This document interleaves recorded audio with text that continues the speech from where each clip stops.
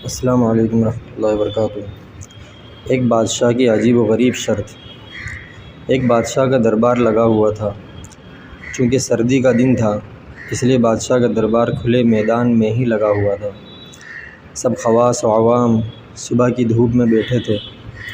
بادشاہ کے تخت کے سامنے ایک میز تھی اور اس پر کچھ قیمتی اشیاء رکھی ہوئی تھیں۔ وزیر، مشیر اور امراء وغیرہ سب دربار میں بیٹھے تھے۔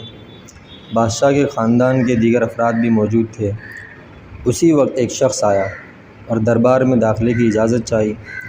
اجازت مل گئی تو اس نے کہا، میرے پاس دو اشیاء ہیں، یعنی دو چیزیں ہیں، اور میں ہر ملک کے بادشاہ کے پاس گیا ہوں اور اپنی اشیاء کو بادشاہ کے سامنے رکھتا ہوں، پر کوئی فرق جان نہیں پاتا۔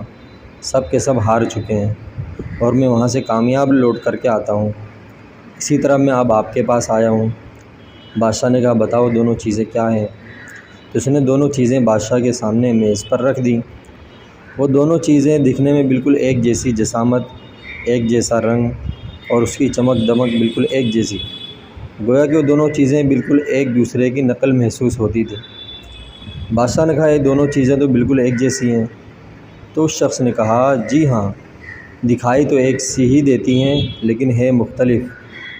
ان میں سے ایک ہے بہت قیمتی ہیرا ہے اور دوسرا ایک ہے شیشہ۔ اس میں سے ایک شیشہ ہے اور دوسرا ہیرا ہے۔ بظاہر یہ دونوں ایک جیسے ہیں، کوئی آج تک یہ نہیں پہچان سکا ہے کہ کون سا ہیرا ہے اور کون سا شیشہ ہے۔ کوئی جان کر بتائے کہ ان میں سے ہیرا کون سا ہے اور شیشہ کون سا۔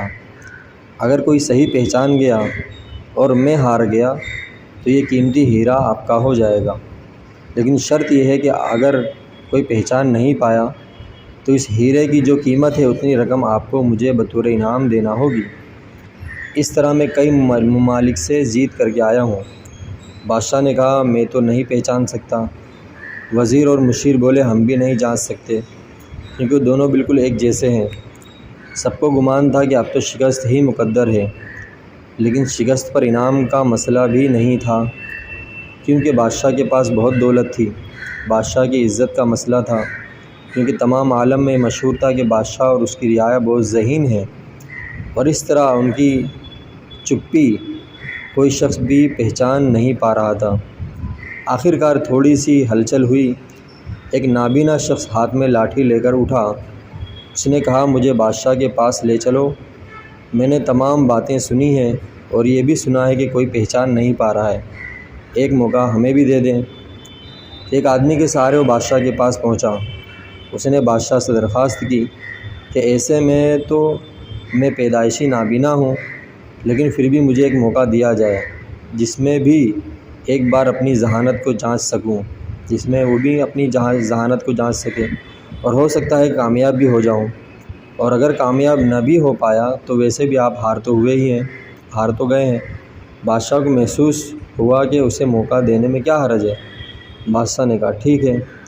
اس نابینا شخص کو دونوں چیزیں چھونے کے لیے دے دی گئیں اور پوچھا گیا، اس میں کون سا ہیرا ہے اور کون سا شیشہ، اور یہی آپ کو معلوم کرنا ہے۔ اس آدمی نے ایک لمحے میں کہہ دیا کہ یہ ہیرا ہے اور یہ شیشہ ہے۔ جو آدمی اتنے جگہوں سے جیت کر آیا تھا وہ بہت حیران ہو گیا اور کہا، ٹھیک ہے، آپ نے صحیح پہچانا، آپ کو مبارک ہو۔ اپنے وعدے کے مطابق اب یہ ہیرا بادشاہ کا ہوا۔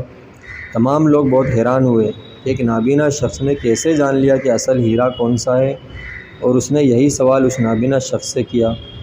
اس نابینا شخص نے کہا کہ سیدھی سی بات ہے، دھوپ میں ہم سب بیٹھے ہیں، میں نے دونوں کو چھو کر محسوس کیا، جو ٹھنڈا رہا وہ ہیرا اور جو گرم ہو گیا وہ شیشہ۔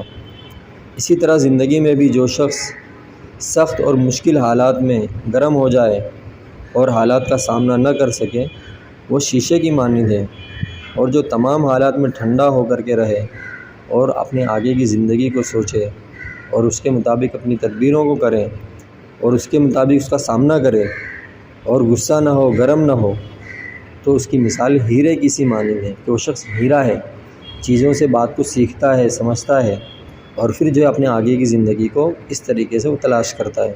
لیکن جو گرم ہو گیا تو وہ پھر اب وہ ہیرا نہیں رہا، بلکہ وہ کیا ہے، وہ شیشہ ہے، اس میں کوئی ہنر نہیں ہے۔